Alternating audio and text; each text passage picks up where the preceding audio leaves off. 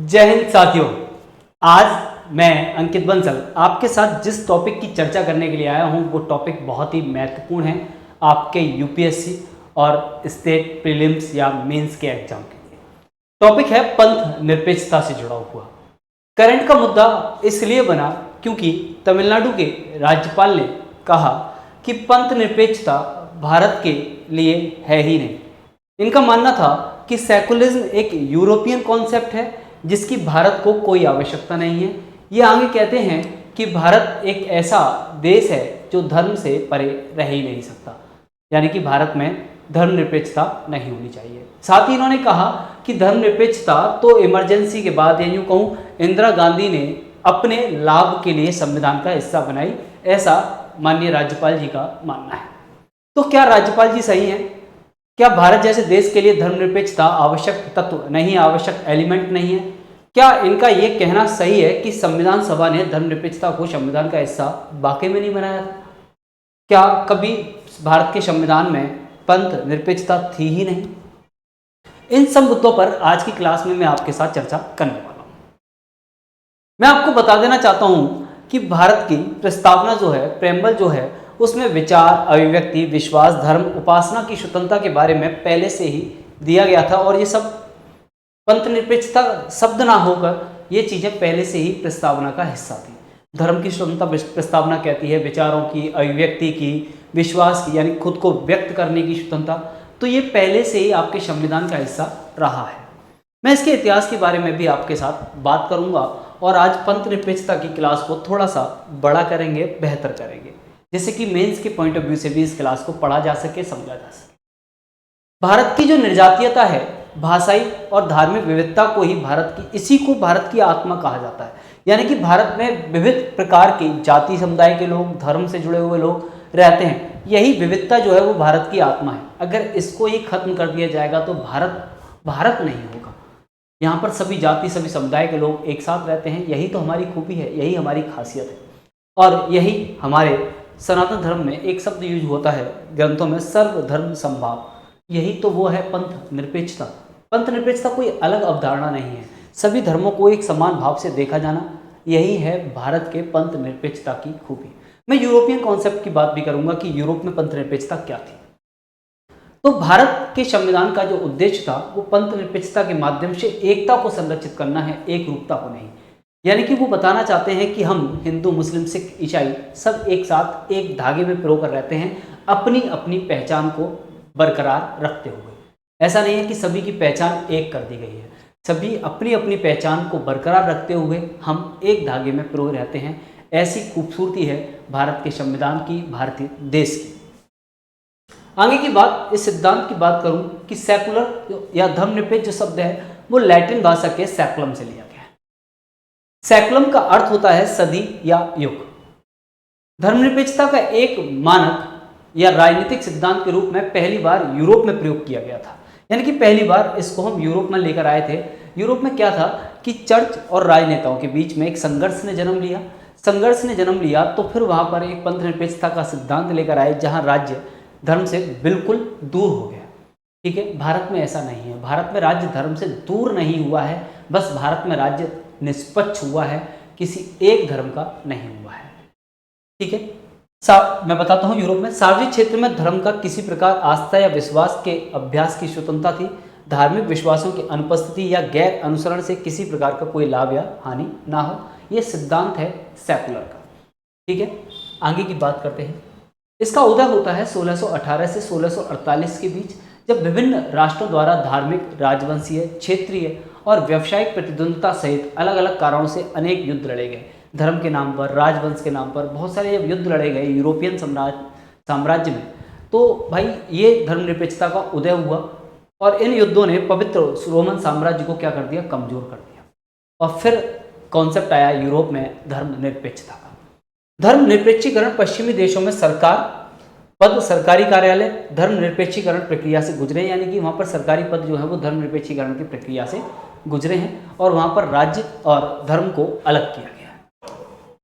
भारत में पंथ निरपेक्षता की बात करूं तो भारत में पंथ निरपेक्षता एक नया कॉन्सेप्ट नहीं है। हाँ, ये बिल्कुल माना जाता है कि 42वें संविधान संशोधन 1976 के द्वारा संविधान का हिस्सा बनाया गया था पंथनिरपेक्षता को, लेकिन ऐसा नहीं है कि भारत कभी धर्मनिरपेक्षता से अछूता रहा है।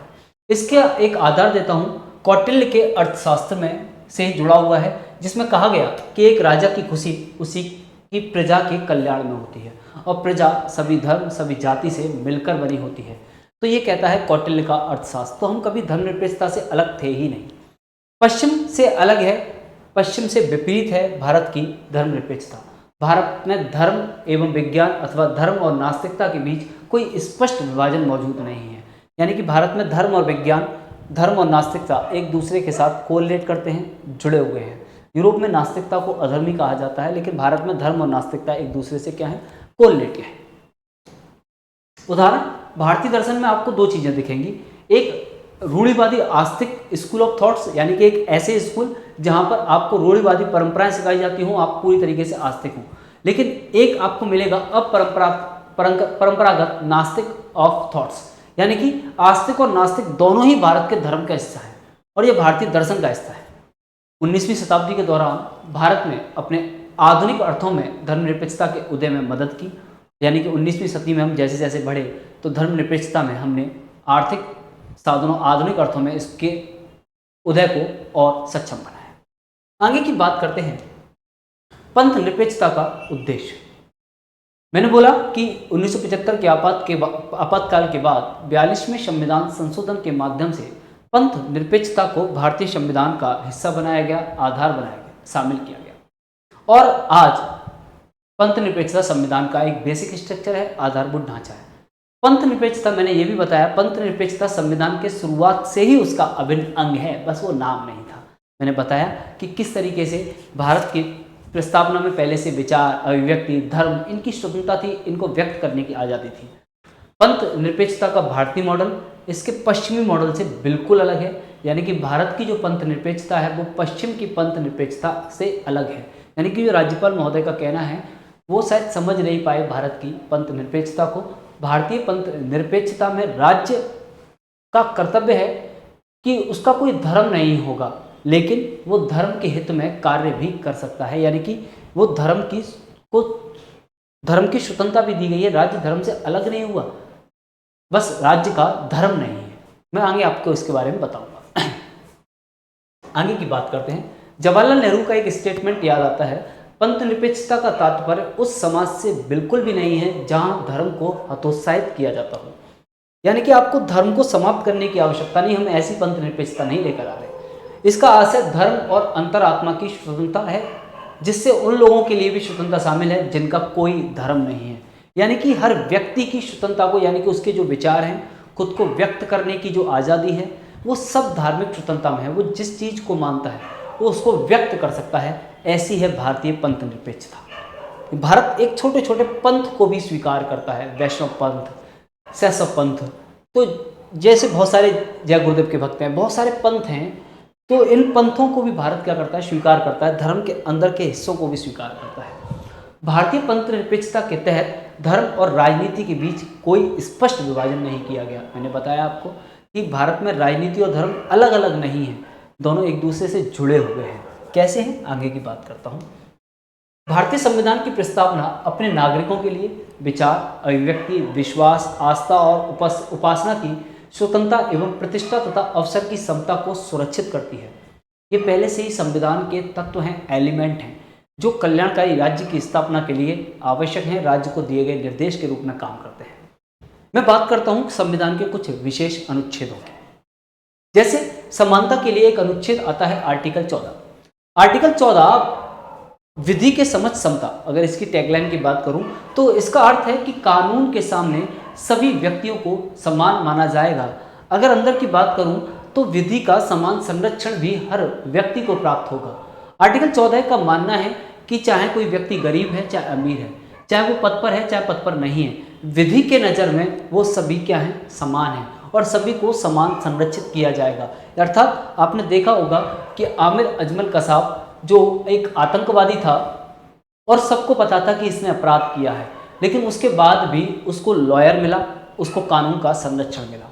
आपने देखा अभी कोलकाता में एक रेप केस सामने आया और बड़ी क्रूरता धूर्ता बढ़ती गई, बहुत बड़ा अपराध, जघन्य अपराध किया गया, लेकिन उस अपराधी को भी कानूनी सहायता, कानून का संरक्षण प्राप्त हुआ।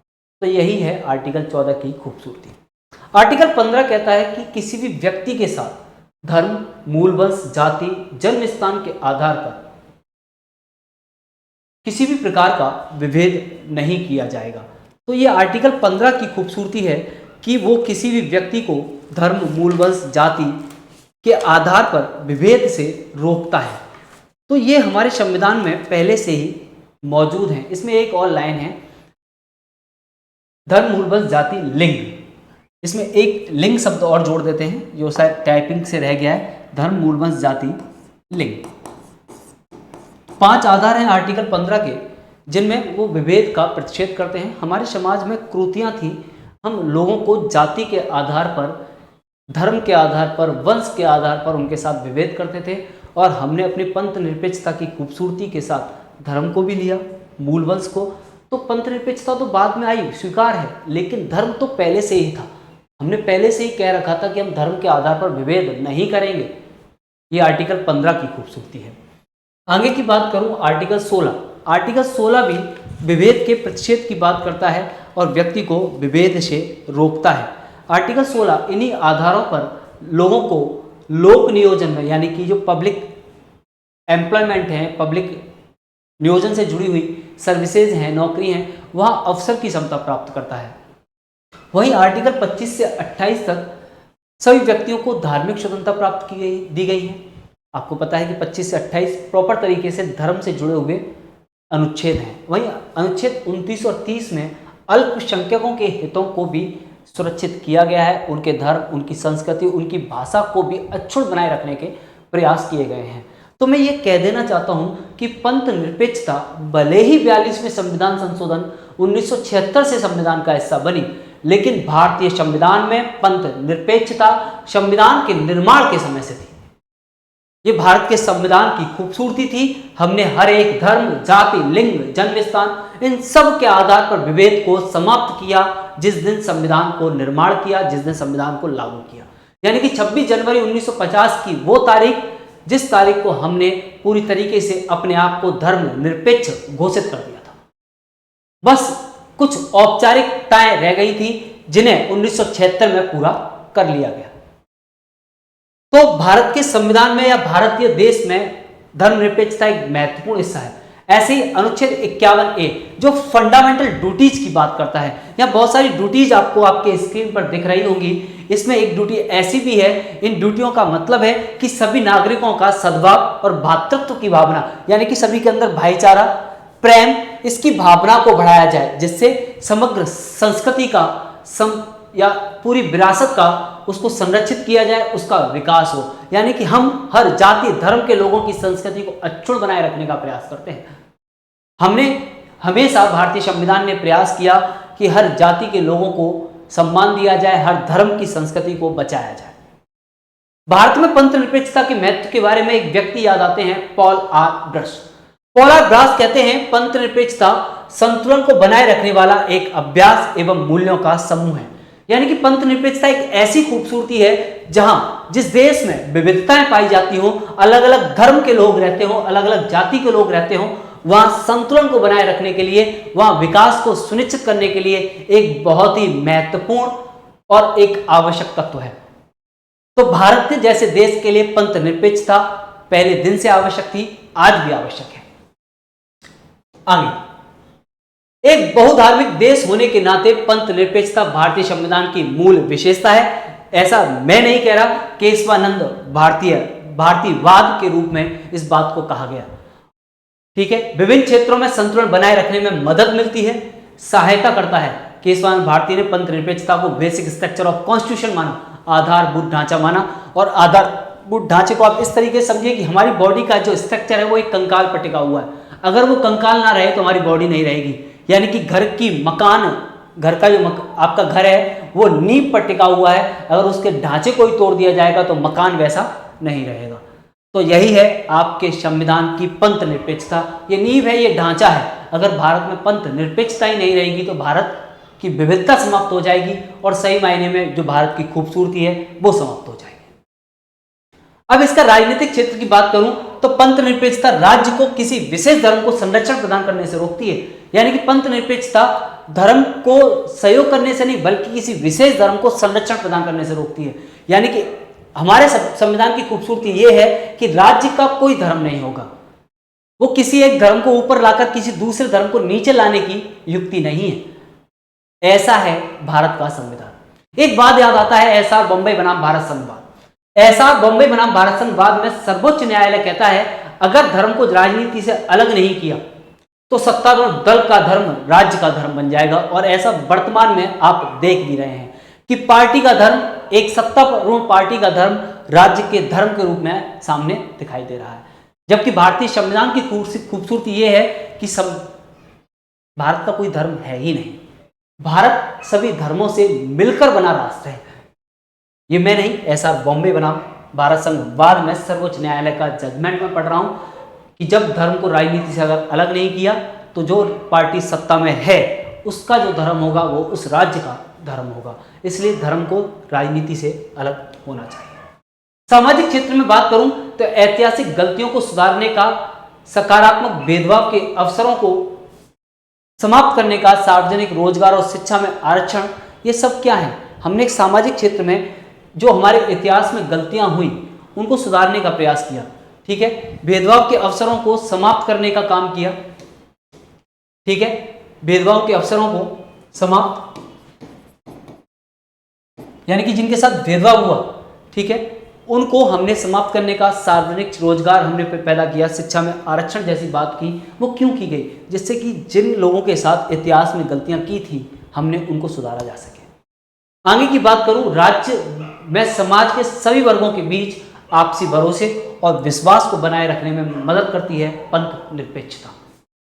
पंथ निरपेक्षता भारत में शांति बनाए रखकर आर्थिक विकास में सहयोग करती है। तो एक बहुत ही महत्वपूर्ण एलिमेंट हो जाता है पंथ निरपेक्षता भारत जैसे राष्ट्र के लिए। यह किसी भी धर्म को बढ़ावा देने के लिए सार्वजनिक राजस्व के उपयोग को प्रतिबंधित करती है। यानी कि इसमें यह कहा गया कि राज्य किसी विशेष धर्म को के उद्धार के लिए, विशेष धर्म को आगे बढ़ाने के लिए राजस्व का, सरकारी रेवेन्यू का प्रयोग नहीं करेगा, उस पर हम रोक लगाते हैं। यानी कि राज्य का कोई धर्म नहीं होगा, राज्य सभी धर्मों को समान संरक्षण प्रदान करेगा, किसी विशेष धर्म के लिए वो खर्चा नहीं करेगा। अगली, राज्य को धार्मिक प्रथा से जुड़ी किसी भी आर्थिक एवं वित्तीय गतिविधियों को विनियमित करने के अधिकार को प्रदान करती है। यानी कि कोई भी धार्मिक प्रथा से जुड़ी किसी भी प्रकार की आर्थिक एवं वित्तीय गतिविधियां उनको सरकार क्या कर सकता है? राज्य विनियमित कर सकता है, उनको रेगुलेट कर सकता है, उनको देख सकता है कि भाई इसमें चीजें सही हो रही है या नहीं हो रही हैं। ठीक है, यानी कि एक तरफ तो हमारे देश की पंथ निरपेक्षता राजस्व के प्रयोग की मना करती है और एक तरफ वित्तीय प्रबंधन की बात भी करती है। आगे की बात, नकारात्मक पक्ष देखा जाए तो पंथ निरपेक्षता की कोई सार्वभौमिक परिभाषा नहीं है और भारतीय लोकतंत्र प्रणाली को ये इसीलिए कमजोर करती है। भारतीय पंथ निरपेक्षता संप्रदाय या सांप्रदायिक राजनीति को रोकने में अंशतः ही सफल रही है। यानी कि भारत की राजनीति का हिस्सा रहा है धर्म, और भारत में जो पंथ निरपेक्षता है वो अभी तक बहुत ही ना के बराबर ही सफलता प्राप्त की है। पार्टियां अपना धर्म चुन लेती हैं और उस धर्म के लिए कार्य कर रही होती हैं। और मैंने एक आपको स्टेटमेंट दिया कि जो धर्म राज्य का है वही धर्म सत्तारूढ़ पार्टी का है, वही धर्म राज्य का हो जाता है। तो भारत में जो पंथ निरपेक्षता का नकारात्मक पक्ष है वहाँ यही है कि यहाँ पर राजनीतिक पार्टियों को या राजनीति को रोकने में बहुत ही कम सफल हो पाई हैं। इससे वैचारिक ध्रुवीकरण को बढ़ावा मिला है, विचारों का ध्रुवीकरण हुआ है। तो भारतीय एस्पेक्ट में पंथ निरपेक्षता को थोड़ा सा और इसका दायरा बड़ा करना चाहिए और सत्तारूढ़ पार्टियों को धर्म से बचना चाहिए, क्योंकि सत्तारूढ़ पार्टी का पहला और अंतिम कर्तव्य है राज्य का विकास, देश का विकास, और देश के नागरिकों से मिलकर बना होता है और भारत की खूबसूरती यहाँ पर रहने वाले नागरिकों से है।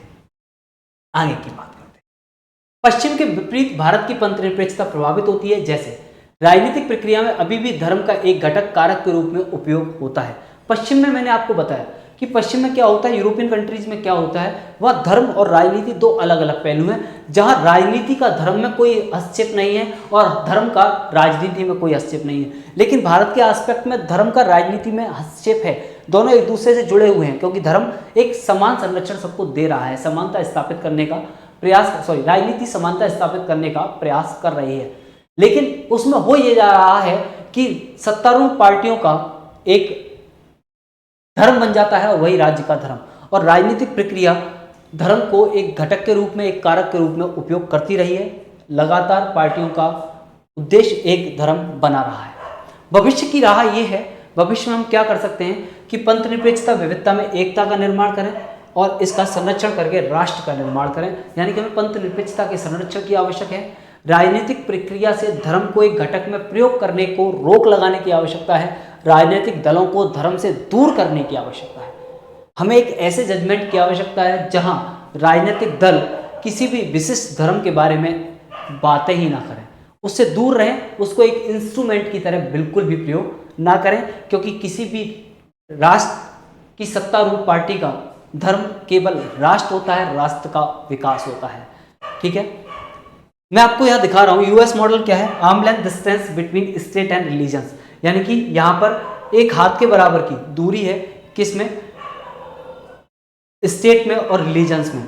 ठीक है, ऐसी फ्रेंच मॉडल टोटल सेपरेशन है, यानी कि बिल्कुल अलग है, कौन, रिलीजन और स्टेट। लेकिन इंडियन मॉडल में क्या है, इंडियन मॉडल में wall of separation between state and religion, यानी कि एक दीवार लगती है कि है, लेकिन वो खास रूप से नहीं है। यानी कि धर्म को संरक्षण देने से तो रोकती है पंथ निरपेक्षता, लेकिन संरक्षण तो मिलता ही है, और कहीं ना कहीं राजनीतिक दल इसको घटक के रूप में प्रयोग कर भी रहे हैं। भारतीय समाज में पंथ निरपेक्षता की अपनी एक अलग विशेषता एवं प्रकृति है। यहां पर चुनाव प्रक्रिया में नागरिकों की सक्रिय भागीदारी को प्रोत्साहित करना है, ऐसे मूल्यों को प्रसारित करना है जो भारतीय राज्य के पंथ निरपेक्ष चरित्र की रक्षा करें तथा पंथ निरपेक्षता पर संवेदनशीलता समझ का विकास करें। यानी कि हमें एक ऐसे समाज का विकास करना है जो पंथ निरपेक्षता की अवधारणा का सम्मान करें। कहीं ऐसा ना हो जाए, यानी कि रिलीजन को स्टेट से दूर रहना चाहिए, स्टेट रिलीजन में मर्ज नहीं होनी चाहिए, ये आवश्यक है। राज्य का वास्तविक रूप से कोई धर्म नहीं होना चाहिए। आगे की बात करते हैं, वाक और अभिव्यक्ति। आज हम देख रहे हैं कि बोलने की आज़ादी पर सरकारें प्रतिबंध लगाने का प्रयास करती हैं। वाक और अभिव्यक्ति की स्वतंत्रता की भी रक्षा की जानी चाहिए, क्योंकि व्यक्ति को अपने विचारों को व्यक्त करने की आज़ादी होनी चाहिए। क्योंकि विचार सही और गलत दोनों तरह से हो सकते हैं। आप उनको सुनें, उनकी बात को सुनें और उसके बाद तय करें कि ये सही है या गलत। अगर गलत है तो क्यों, सही है तो क्यों। तो इस पर एक विस्तृत चर्चा होनी चाहिए। तो वाक अभिव्यक्ति की स्वतंत्रता की रक्षा की जानी चाहिए। ऐसा बिल्कुल भी सरकारों को नहीं करना चाहिए कि कोई एक नया केयर फंड बना लिया जाए और उसे आरटीआई की से दूर कर दिया जाए। सरकारों को, यानी कि जनता को एक जानने का अधिकार है, उस जानने के अधिकार से जनता को वंचित नहीं किया जाना चाहिए। पंथ निरपेक्षता के सिद्धांतों की चर्चा को प्रोत्साहित किया जाना चाहिए, यानी कि इसके सिद्धांत क्या हैं, इस पर चर्चा हो। पंथ निरपेक्षता क्यों महत्वपूर्ण है, इस पर चर्चा हो। और राज्य को धर्म से दूर किया जाए, राज्य को विशिष्ट धर्म से दूर किया जाए, ये बहुत महत्वपूर्ण है। और अगर हम ऐसा करेंगे तो लोकतंत्र और मजबूत होता चला जाएगा। विचार को अभिव्यक्त करने की आज़ादी होगी तो लोकतंत्र मजबूत होता जाएगा। ठीक है, क्योंकि आप देख रहे हैं, एक पिक्चर आपको दिख रही है कि हाउ सेकुलर इज इंडिया। आप देख रहे हैं, आपको हर जाति धर्म के लोग यहाँ पर देखने को मिलते हैं। ठीक है, तो इंडिया इतना सेकुलर, और यही तो भारत की एक खूबसूरती है। गुरुदेव रविन्द्रनाथ टैगोर के शब्दों में एक बात कहते हैं, आइए हम एकजुट होते हैं अपने अंतर विरोधों के विरुद्ध नहीं, यानी कि जो हमारे अंदर जो विरोध चल रहे हैं ना, उनके विरुद्ध नहीं, अपितु उसके माध्यम से, उन विरोधों के माध्यम से, क्योंकि अंतर विरोधों को कभी भी मिटाया नहीं जा सकता तथा उनके बिना जीवन भी बहुत हीन होगा। सभी मानव जातियों को अपने व्यक्तित्व को बनाए रखने दें और उन्हें एकजुट करने में सहयोग करें। कितनी बड़ी बात कहते हैं गुरुदेव रविन्द्रनाथ टैगोर कि अंदर के विरोध हर व्यक्ति के अंदर है, अगर वो नहीं होंगे तो व्यक्ति हीन भावना में चला जाएगा। हमें एक ऐसी मानव जाति का निर्माण करना है जो सभी जातियों का सम्मान करे और एकजुट रहे, सहयोग करे, एक समानता के तहत नहीं हो, मृत हैं, यानी कि अगर वो समानता के तहत नहीं तो वो मृत हैं, बल्कि एकता के तहत जो जीवित हो। यानी कि क्या कहना चाह रहे हैं कि एकजुट ऐसा हो, समानता के तहत नहीं बल्कि एकता के। अगर हम ये कहें कि सभी एक जैसे होंगे, तो यार एक जैसे होंगे तो हम किसी के अंतर विरोध, यानी कि उसके अंदर जो चल रहा है, वो जो करना चाहता है, वो जो कहना चाहता है, हम उसको मार रहे हैं। यानी कि ये वही वाली बात हो गई कि बेटे को बनना था आईएएस, पिता ने कहा कि नहीं तू बनेगा इंजीनियर, तो हमने उसकी सुनी नहीं, तो हमने उसको मार दिया। यही है पंथ निरपेक्षता से जुड़ी हुई बात। पंथ निरपेक्षता का मतलब केवल धर्म नहीं है दोस्तों। पंथ निरपेक्षता का मतलब यह है कि व्यक्ति के अंदर जो चल रहा है, आप उसे तो बाहर आने दें, उसके विचारों को आने दें। यानी कि हम एक ऐसे समाज का निर्माण करें जहां यूनिटी हो, अपनी आइडेंटिटी को खोए बिना। यानी कि जब हम 56 भोग लगाते हैं भगवान के प्रसाद के सामने, तो वहां पर अलग अलग प्रकार के व्यंजन रखे जाते हैं, सभी व्यंजनों को मिलाकर एक नहीं। तो क्या है, आप देख रहे हैं वहां यूनिटी है, लेकिन हर व्यंजन का अपना एक स्वाद है, बनने का एक तरीका है। तो वो स्वाद ना चला जाए, वो मिठास ना समाप्त हो जाए। यानी कि अगर आपको प्यास लगी है तो आपको पानी की आवश्यकता होगी, कोल्ड ड्रिंक की नहीं। तो कोल्ड ड्रिंक का अपना एक स्वाद है, पानी का अपना एक स्वाद है, तो वो स्वाद ना मिट जाए। इसीलिए कहते हैं रविन्द्रनाथ टैगोर कि हमें समानता नहीं, एक ऐसी समानता नहीं लेके आनी चाहिए जो कुछ लोगों को मृत बना दे, यानी कि उनकी विचारधारा, उनकी आइडियोलॉजी, उनकी संस्कृति को मार दे। ऐसी समानता का कोई लाभ नहीं है। हमें एकता लानी चाहिए, जिसमें एक परिवार में हम लोग रहते हैं ना, परिवार के सभी सदस्यों के विचार अलग अलग होते हैं, लेकिन उन विचारों को जब प्राथमिकता देते हैं तो परिवार आगे बढ़ रहा होता है। वहीं परिवार के किसी एक सदस्य के विचारों को तोड़ने का, दबाने का प्रयास कर रहे होते हैं, तो वो क्या होता है, एकल परिवार में बढ़ जाता है। वो व्यक्ति परिवार से अलग हो जाना चाहता है, वो चाहता है कि मैं मेरे हाथ में सत्ता लूंगा और अपने निर्णय स्वयं से लूंगा। ऐसा क्यों? क्योंकि उसके निर्णयों को, उसकी बात को दबाने का प्रयास किया। वहीं परिवारों में अगर एकता रहती है, हर व्यक्ति की, हर पक्ष की बात को सुना जाता है, तो ऐसे परिवारों में क्या होता है, वहां एकता बनी रहती है और वो एक सूत्र में पिरोए रहते हैं। यही खूबसूरती है भारत की पंथ निरपेक्षता की। आगे पंथ निरपेक्षता से संबंधित कुछ वादों के बारे में मैं आपके साथ बात करता हूं। ठीक है, एक बात था इंदिरा नेहरू गांधी बनाम राजनारायणवाद। इंदिरा नेहरू गांधी बनाम राजनारायणवाद 1975 का ये बात कहता है कि पंथ निरपेक्षता के अर्थ की व्याख्या करता है। ये कहता है कि राज्य का कोई धर्म नहीं होगा, राज्य सभी धर्मों के साथ समान आचरण करेगा, समान व्यवहार करेगा। ठीक है, अगली बात मैं इसमें एक बात की बात और कर लेता हूं, अरुण राय बनाम भारत संघवाद। अरुण राय बनाम भारत संघवाद में सुप्रीम कोर्ट ने कहा कि लोगों द्वारा न केवल अपने धर्म की बल्कि अन्य धर्म की जानकारी प्राप्त करना तथा अन्य धर्म को भी वही सम्मान देना जो सम्मान अपने धर्म को दिया जाता है, पंथ निरपेक्षता है। तो पंथ निरपेक्षता की कितनी खूबसूरत व्याख्या करते हैं माननीय सुप्रीम कोर्ट अरुण राय बाद में कि पंथ निरपेक्षता है क्या? पंथ निरपेक्षता है जानने का अधिकार, पंथ निरपेक्षता है सम्मान करने का अधिकार, पंथ निरपेक्षता है सम्मान पाने का अधिकार, पंथ निरपेक्षता है गरिमापूर्ण जीवन जीने का अधिकार। अगर व्यक्ति को उसके धर्म से अलग कर दिया जाएगा, व्यक्ति के ऊपर कोई और धर्म थोप दिया जाएगा, तो उसका गरिमापूर्ण जीवन का अधिकार तो हमने छीन लिया। तो एक इतनी अच्छी और स्पष्ट व्याख्या हुई है पंथ निरपेक्षता की, अब इसको लागू करना बाकी है। हमें समाज को एकता में पिरोना है, यूनिटी लेकर आनी है, समानता नहीं, एक जैसा नहीं दिखना चाहिए, अलग अलग। आप देखते हैं ना एक पिक्चर में जब अलग अलग कलर भरे जाते हैं तो वो खूबसूरत लगती है, और उसी पिक्चर में एक कलर होता है तो वो पिक्चर खूबसूरत नहीं लगती। तो भारत एक ऐसी पिक्चर है, भारत की एक ऐसी तस्वीर है जहां पर अलग अलग रंग भरे हुए हैं, और यही भारत की खूबसूरती है। अगर इसको एक जैसा कर दोगे तो भारत की खूबसूरती समाप्त हो जाती है। आगे की बात करता हूं और वादों की बात करता हूं। एक बाद आया अविराम सिंह बनाम सीडी कॉमचंद 2017 में।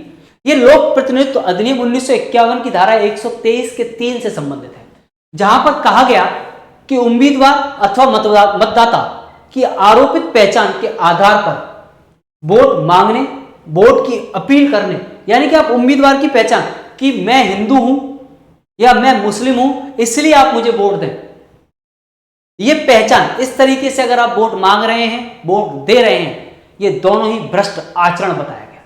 ये गंदा आचरण है, ये दूषित है और ये समाज को दूषित करेगा। अगला और अंतिम बात की बात आपके साथ करता हूं, वो बात है सायरा बानू बनाम यूनियन ऑफ इंडिया 2017। मैंने कहा कि भारत में के संविधान में धर्म को संरक्षण प्रदान किया है, लेकिन संरक्षण सभी धर्मों को है। सभी धर्मों को संरक्षित करने का मतलब यह है कि हम सभी धर्मों की संस्कृति का सम्मान करेंगे, उनकी संस्कृति को समाप्त नहीं होने देंगे, उसको बनाए रखेंगे। सायरा बानू बनाम यूनियन ऑफ इंडिया बाद में कहा गया तलाक बिद्दत या 3 तलाक की प्रथा अवैध है, यानी कि हमने धर्म की कुरीतियों को समाप्त करने का ऊपर काम किया। यानी कि जब धर्म से आवाज उठी, उनकी समस्याओं को भी राज्य ने सुना है। यही तो खूबसूरती है, यहां पर राज्य धर्म से अलग होकर भी अलग नहीं है।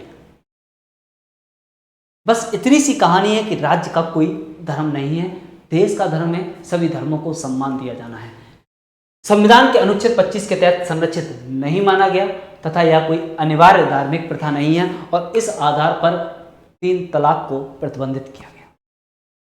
तो मेरे प्यारे साथियों, तमिलनाडु के राज्यपाल ने कहा कि पंथ निरपेक्षता यूरोपीय अवधारणा, यहां तक बात ठीक है, लेकिन भारत की, उन्होंने कहा कि इंडिया को इसकी आवश्यकता ही नहीं है। तो मेरे प्यारे साथियों, इंडिया की जो पंथ निरपेक्षता है वो यूरोपीय नहीं है।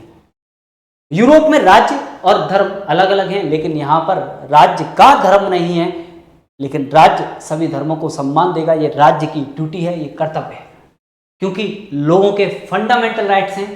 धर्म, उपासना, ये लोगों का विचार, खुद को अभिव्यक्त करने की आज़ादी, ये लोगों के फंडामेंटल राइट है। आर्टिकल 25 से लेकर 28 तक का हमने इसका प्रबंध किया हुआ है। हमने अल्पसंख्यकों के अधिकारों को सुरक्षित बनाने के लिए प्रयास किए हुए हैं। तो ये लोगों के फंडामेंटल राइट हैं और फंडामेंटल राइट्स को अगर राज्य शोषित कर रहा है, पहले तो राज्य को देने का कर्तव्य है। और राज्य, अगर कोई व्यक्ति, राज्य, नागरिक इनको शोषित कर रहा है तो माननीय सुप्रीम कोर्ट में जाने का प्रावधान भी संविधान में किया गया आर्टिकल 32 के तहत। तो पंथ निरपेक्षता, बेसिक स्ट्रक्चर ऑफ कॉन्स्टिट्यूशन, एक आधारभूत ढांचा। पंथ निरपेक्षता भारत की पहचान है, भारत की खूबसूरती है और ये एक आवश्यक तत्व है। तो उम्मीद करता हूं क्लास बेहतर लगी होगी और आप सभी लोगों से एक निवेदन करता हूं कि पंथ निरपेक्षता का भारत के संबंध में क्या महत्व है, पंथ निरपेक्षता क्यों महत्वपूर्ण है भारत के लिए, एक 200 शब्दों में आप मुझे क्वेश्चन का आंसर लिखकर अवश्य भेजेंगे। Thank you. जय हिंद।